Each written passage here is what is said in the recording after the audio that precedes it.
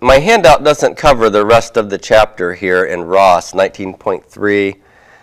What my handout covers is 19.12 and 19.4, which is how to form the perfect and the imperfect. So we need to have one final discussion here in this lesson about 19.3 and then 19.5, which is how to form questions. Okay, 19.3 has to do with the nature of stative verbs, especially as it relates to participles. Okay, so we're dealing with stative verbs as participles, and then we're going to compare that with adjectives that are or can be identical to the actual stative verb participle as well. So there's going to be a little bit of confusion here. All right, so take a look at page 144 here. The semantics of stative verbs, as we've mentioned, is that they denote the state of the subject rather than providing a description of an action, right? So when you think about the verb kaved as an example, kaved is he or it was heavy, and we could take a word like hara'av. I think this is on your vocab list from earlier in the chapter, or excuse me, not in the chapter, earlier in the book, unless it's not this chapter. So what is a ra'av? It is a famine. Okay, so hara'av is the famine, and it's the subject of kaved. So how would I translate this? So the famine was heavy. Here's the deal. The English sentence, the famine was heavy, if you were wanting to work backwards from this back into Hebrew, you might suppose that what you need is a subject noun, no copula, and then the adjective heavy. Okay? But as a matter of fact, what we have here is not an adjective, but a verb that means it was heavy. And so to contrast this with what you know in Hebrew, where you can use a no copula and an adjective or a participle, I'm going to hyphenate was heavy so that you can see that this equals a verb, a 3ms perfect verb. Okay? The famine is the subject, and kaved is my third masculine singular perfect verb. The famine was heavy. Okay? The famine was heavy. As opposed to maybe a sentence like this. How about this? Look at that. Tov hara'av. What kind of a word is tov? What is that? Yeah, what kind of predicate? It's a predicate what?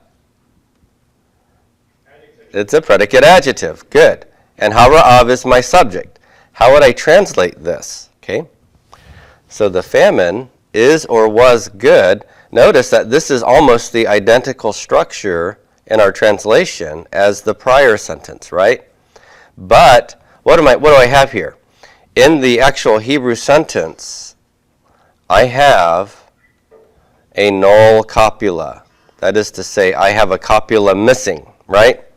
This is a copular sentence where the copula just happens to be gone. And tov is not a verb, okay? Tov is an adjective.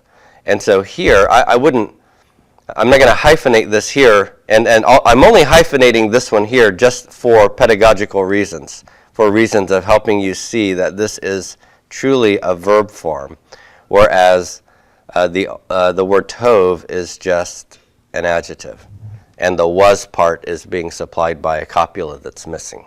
Okay? So when we're translating stative verbs, it is going to sound a lot like the second kind of sentence, but it is in fact not the second kind of sentence. It's not a null copula sentence. It's not a copular construction that's missing the copula. Now, all of this may be perfectly well and good. However, there is a situation now where we come to some ambiguities, some difficulties and potential confusion. Now, let me introduce this by looking at the normal cow participle masculine singular form. The normal cow participle for the verb pakad, our action verb, is pokad. Pokad. Remember, we have the holum for root 1, and the theme vowel is sere. Pokad, appointing, visiting. And we can compare that to the cow perfect 3ms, which has different vowel points. Pakad, kametz, pathak, long A, short A. Okay, so you can tell the difference between the cow participle and the cow perfect 3ms. But for stative verbs, we have a different situation. The cow participle masculine singular is in fact identical to the cow perfect 3ms for stative verbs. And so when the participle masculine singular, the one with no ending, looks the same as the cow perfect 3ms, which is the perfect form with no ending, we do have some potential ambiguities. So the cow participle masculine singular of kaved is kaved. Okay, so kaved is the masculine singular participle. And when it comes to translating the participle, it's going to be a little bit different than the way we've translated the participle with our active verbs. Remember, with active verbs, the participle can usually be translated with an ing form. So in this case, appointing for pokad, right? Appointing. But if my verb is stative, that is to say, it's not an activity, it's not an action that you can watch, what's the best way to translate it? Well, we'll typically translate the cow perfect forms of kaved as something like was heavy or is heavy. So the best way to translate the participle is just to take the adjective of whatever it is that the subject is, and we'll make that the translation for our cow participle for stative verbs. So if the masculine singular participle of kaved is kaved, then we will just translate that as heavy. All right. Now, how will we form the feminine singular participle? It's going to be fairly easy because we already know the endings. Take a look over here on the left-hand side. If you remember, our inflectional endings for nouns and adjectives are the ones that we've already learned a long time ago. These are 0, a, t, im, and ot. Masculine singular, feminine singular, top right, masculine plural, feminine plural. We're going to use these main ones here, 0, a, im, and ot, for our forms for the participle. So let's go over here and look below the masculine singular. Kaved just needs to add a kametz hey to the dalet. And when I do, as the dalet takes the kametz hey, it will no longer close the syllable like it was closing over here. And therefore, dalet's going to slide over and take a new take a vowel and start a new syllable, and that's going to leave the beit sere open and pretonic. And when that's open and pretonic, as you remember, verbs reduce open pretonic syllables to a vocal shava. And because that shava is a vocal shava, I'm going to see a metheg to disambiguate that kametz and make sure that everybody knows that that is going to be pronounced as a long A and that the shava will be vocal. All right, so kaved is a masculine singular form of the participle, heavy. Kavda, kavda is the feminine singular form of the participle, and it will still be translated the same way as heavy. Since kametz hey is a vocalic ending and it takes the dalet away and no longer lets the dalet close the syllable here, the rest of my forms are also vocalic endings, and therefore I'm going to see the same vowel reduction when dalet slides over, root 3. The bet is going to be left open and pretonic with the sere that was there, and in each case they're going to reduce to vocal shava, and the long A will be retained under root 1, and the metheg will be there to disambiguate that, or at least we're going to put it here in our paradigm. So, kavadim and kavadot.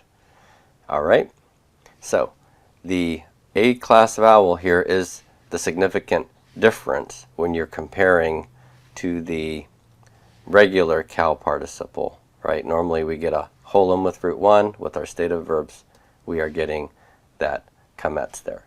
So kaved, why don't you say this, repeat after me. Kaved, kavda, kavadim, and kavadot. Okay. Now, let's take a look at a couple of forms here, or sentences, just to try to disambiguate when we have a participle versus an actual perfect for a stative verb. Here I have two expressions, ani malay versus ani malethi. Ani malethi. Top ani malay. Now, which is this first form, malay? Is it the cow perfect, 3ms, or is it the cow participle, masculine singular? The answer is that it's the cow participle, masculine singular. Why must I parse it that way? I must parse it that way because when ani, I, is the subject, if malay were the actual perfect, the first common singular subject needs to have a first common singular personal ending. And there is no perfect personal ending here. Okay? So what this is this is just a masculine singular form of the participle malay. I, copula, am or was, malay, full. Okay? Remember, if malay means to be full, the way I'm going to translate the participle is just with the English adjective that forms the part of the way I translate the stative verb. Now on the second line for B, I have ani malethi. Ani malethi. Ani, I, is the subject, and notice here malethi has the T ending of the first common singular perfect personal endings. And so this is not a participle, it is in fact the real perfect. So if I were to parse that one, it would be malay cow perfect 1cs. And I am going to translate this as I was full.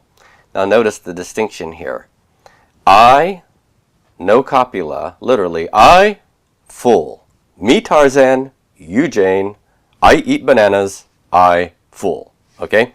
So no copula. So I've put was in parentheses here to indicate that, in fact, I have a subject pronoun I, and I have a participle, meaning full, with a null copula verb strategy. No copula is used. Over here, when I have the real perfect form in the 1cs of the stative verb malay, then I'm hyphenating was full to indicate that the whole verb malethi means was full. Okay?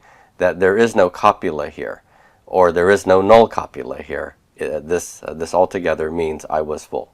Okay, malethi. Let's take a look at two more examples here.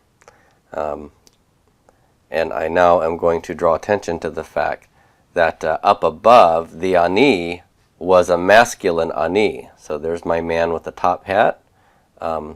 That's not addressed there. So maybe I should get rid of that. There, I just chopped off his leg too. So there's my man. Okay, and so here's a lady who is also saying I am full, or I was full. Ani mala'ah. Ani mala'ah. So notice here that I want to distinguish that from ani malethi. Ani mala'ah and ani malethi. Both of them will actually end up being translated as I was full. I was full. But which form is mala'ah here? Is it the cow perfect 3fs? Is it the cow participle, feminine singular? What are we looking at here? Well, clearly, if ani is the subject, this verb, if it were the perfect, would have to have a first person singular perfect personal ending T. And it in fact does not. And because it does not, I can't understand this form of Malay to be the cow perfect. It must be the cow participle. And remember, participles are only marked for gender and number, not for person. And so what I have is a gender number marking at the end. That kamete tells me it's a feminine singular form of the participle. So cal participle feminine singular. I, no copula, have to supply it, was, that's why it's in parentheses, and then mala'a, full. I, full. And the reason I have a feminine singular form of mala'a is because the I is feminine. Up here, under A, the reason I had a masculine singular form of Malay was because the I here is a masculine I. Okay? If I am a woman, though, and I want to use the perfect, the cal perfect, once es, to say I was full, it's going to be ani malethi, which, by the way, is identical to be ani malethi. That was a man saying it, ani malethi. This is a woman saying it, ani malethi. There is no distinction between whether a man or a woman says it or does it in the perfect, because the perfect uses what we call the first common singular form, T. That is to say, that T ending is common to male and female, or masculine or feminine subjects. So this second, or this last one is mala, mem, lamed, aleph, malay, cal perfect once es. And I was full is what the I am saying here when it's a female I. Okay, so that's one of the things that you can look at to tell whether you're looking at the participle or the perfect. The real question is, do we have perfect personal endings or not? If we don't have any endings, if it's just zero ending, then the form could be the participle or the perfect 3ms. Okay? All right. Now, to complicate matters one more bit,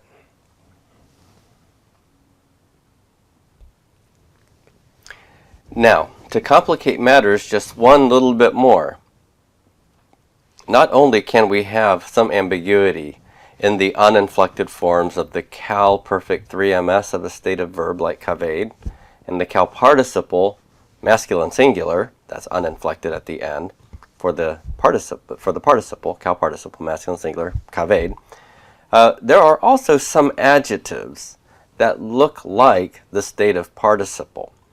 For example, taking kaved as our example here, the word kaved right here could also be an adjective in the masculine singular form. And that looks exactly like the cal perfect 3ms, kaved, and the cal participle ms, kaved. Okay? So how will I know if I'm looking at an adjective, a participle, or a perfect form? The only way I can know for certain is whether I find forms that are not this ambiguous one. For example, if I take my adjective, masculine singular, and I want to make it feminine singular, what do I do? Well, as you know, adjectives that are feminine singular typically end with a kamete. So if I put the kamete here, the dalet, which had a sere under the bet and closed with the dalet, that dalet has to slide over and take this new vowel and open a new syllable. Because this is a vocalic ending, the tone is going to move to the back, and that's going to leave this open and pretonic. Now here's the deal. With verbs, open and pretonic syllables that become open and pretonic do what? They reduce to a vocal schwa. With nouns and adjectives, if a syllable becomes open and pretonic, what do we do with those? Well, those follow what we have learned as our old preacher's sermons are long rule, which is that open pretonic syllables require what kind of a vowel? That's right, a long vowel. Nouns and adjectives do that. Verbs reduce open pretonic syllables to vocal schwa. Nouns make sure that the open pretonic syllable has a long vowel. And so notice, since kaved here is an adjective, when I add the kamete, the dalet goes with it. This is open pretonic. What does Hebrew require this to be? Since it's not a verb, it's a noun or an adjective. Here it's an adjective. It's got to be long. And so that sere is going to stay put. And then this becomes open and propretonic. And so the long A will reduce to vocal schwa, which is the oops, Ross vocal schwa problem that we, or principle that we saw. Open proprotonic syllables reduce to vocal schwa. So how can I tell if a verb or a form that I think might be a participle is in fact an adjective that's related to the state of verb? How can I tell it's an adjective and not the state of participle? It's really going to be by looking at the inflected forms, not the ones with zero ending, but the ones that add the vocalic endings, ah, eem, and oath. Look at the root 2 vowel, and if, when it became open and pretonic, if it did not reduce, then it's not a verb, because a state of participle, which is a verb form, would have reduced it. Okay? If it stays long, then it's doing what nouns and adjectives must do, so it can't be the state of participle. I hope that helps.